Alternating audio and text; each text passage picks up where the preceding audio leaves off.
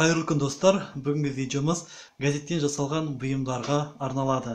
Мен өз бұйымдарымды қандай материалдан, қағаз түрінен жасаймын, сол жөнінде тоқталып өтемін. Біздің оқырмандарымыздан сұрақтары түсіп жатыр. Неге сіздің газеттен жасалған бұйымдарыңызда жазулары неге көрінбейді? Неге жазулары байқалмайды деген сұрақтар түсіп отырмыз. Жазулар көрінбейді. Енді мен өзімнің жұмыстарымда кәдімгі газет материалын пайдаланамын. Тек қана мынандай ешқандай жазуы жоқ, таза түсін ғана пайдаланамын. Бұндай, егер сізде бұндай қағаз газет материалы жоқ болса, қарапайым газеттен де жасай беруіңізге әбден болады. Бұндай материалдан жасалған түтікшелеріңіз ешқандай қағазда жазулары көрінбейді және әдемі болып шығады. Қазір толық көрсетіп кетейін. Бұндай рулонды, мінекей, мынандай рулон, манағы газет жасайтын типографияларда сатылады. Бұның көлемі өте үлкен болады. Мына газет жасалған кезде осындай қалдықтар қалып қояды. Сондай қалдықтарын барып типографиядан сұрасаңыз, сіздерге манағы береді. Немесе кей жерлерде арнайы килограммдап сатады.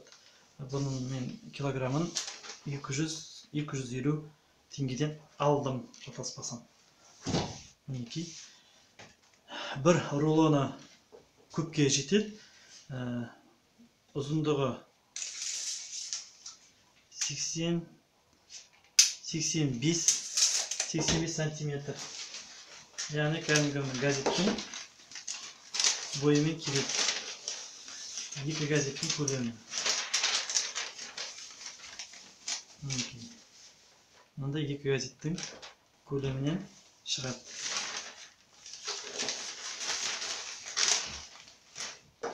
Енді түтікшелерді жасаған кезде көбіне себеттерге 10 сантиметр көлемін аламын. Мінекей, ол үшін бізге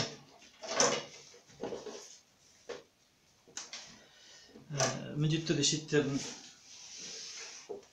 өлшеп алсақ болады. Сосын көзбен шама келсе көзбен сыза беремін.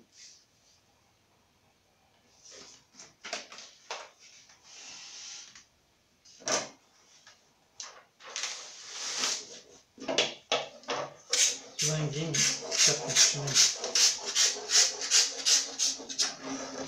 қиып тастап,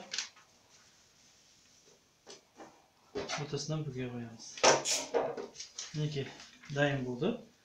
Сонда бізде мынандай түтікшелеріміз дайын болады. Өзіңізге мына қанша керек, сонша жасай бересіз.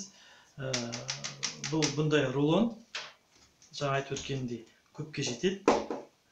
Бұндай рулондарды газеттер жасайтын типографияларда, яғни баспаханаларда, кітап жасайтын баспаханаларда сатылады.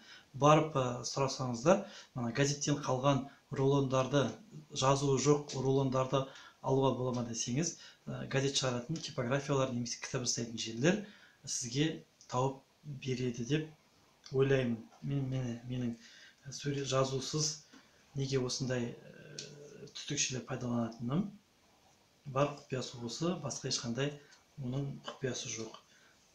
Материалы газет бағытында.